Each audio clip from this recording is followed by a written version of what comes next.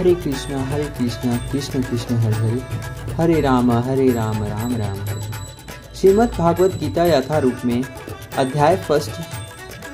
कुरुक्षेत्र के युद्ध स्थल में सैन्य निरीक्षण। कुरुक्षेत्र में सैन्य निरीक्षण शक्तिशाली। उस अध्याय में ये बोल रहा है, शक्तिशाली युद्ध अर्जुन युद्ध विमुख विपक्षी सेनाओं में अपने निकट संबंधियों, शिक्षकों तथा मित्रों को युद्ध में अपना अपना जीवन उत्सर्ग करने के लिए उद्युक्त देखते हैं। वह शौक तथा करुणा से अभिभूत होकर अपनी शक्ति खो देते हैं। उसका मन मोहग्रस्त हो जाता है और वह युद्ध करने के अपने संकल्प को त्याग देते हैं।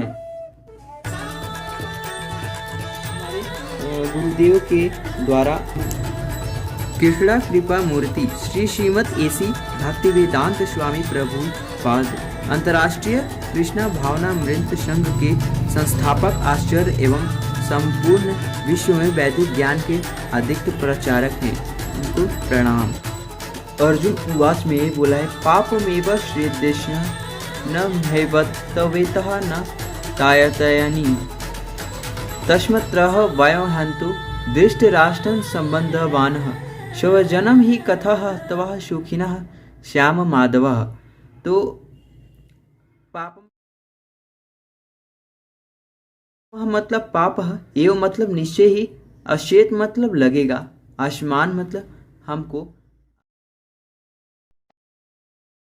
आत्मा मतलब मारकर, इतन मतलब इन सब, आतत्यान मतलब आतिथ्यों को, अश्मातः मतलब अंत, न मतलब कभी नहीं, आह मतलब योग्य, आह मतलब योग्य, वयम मतलब हमें, हंतुम मतलब मारने के लिए, धृतराष्ट्रान मतलब धृतराष्ट्र के पुत्रों को, श मतलब बांधवान को, उनके मित्रों साहित्य, स्वजनों मतलब कुटुंबियों को, ही मतलब निश्चय ही, कथम मतलब कैसे, हत्वा मतलब मारकर, सुखीन मतलब सुखी, श्याम मतलब हम सब, हम होंगे, माधव मतलब हे लक्ष्मीपति कृष्ण। तो इस श्लोक में अर्जुन ने ये बोले हैं कि यदि हम ऐसे अतिथियों का वध करते हैं तो हम पर पाप चढ़ेगा। अंततः यह उचित नहीं होगा कि हम धृतराष्ट्र के पुत्रों तथा उनके मित्रों का वध करें। हे लक्ष्मीपति कृष्ण, इससे हमें क्या लाभ होगा और अपने ही कुटुंबियों को मारकर हम इस प्रकार सुखी हो सकते हैं।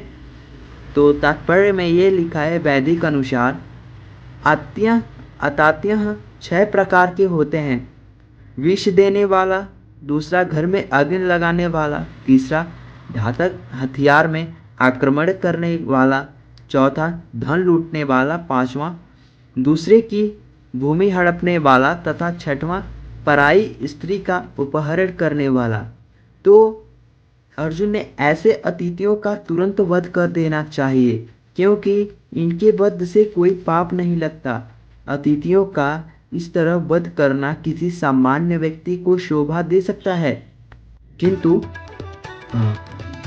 अर्जुन कोई सामान्य व्यक्ति नहीं है, वह स्वभाव से साधु हैं। अंततः वह उनके साथ साधुवक्त व्यवहार करना चाहता था, किंतु इस प्रकार का व्यवहार क्षत्रिय के लिए उपयुक्त नहीं है।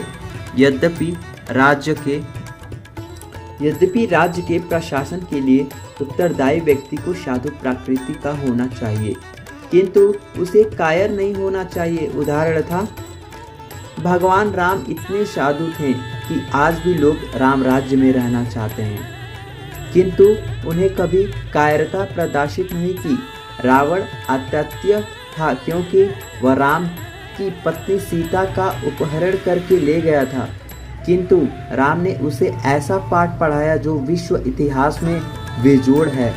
अर्जुन का प्रसंग में विशिष्ट प्रकार के अतिथियों से भेंट होती है। ये है उसके निजी पितामह, आचार्य, मित्र, पुत्र इत्यादि। इसलिए अर्जुन ने विचार किया कि उनके प्रति वह सामान्य अतिथियों जैसे कटु व्यवहार न करें। इसके अतिरिक्त साधु पुरुषों को तो क्षमा करने की सलाह दी जाती है। साधु पुरुषों के लिए ऐसे आदेश किसी राजनीतिक आपातकाल से अधिक महत्व रखता है।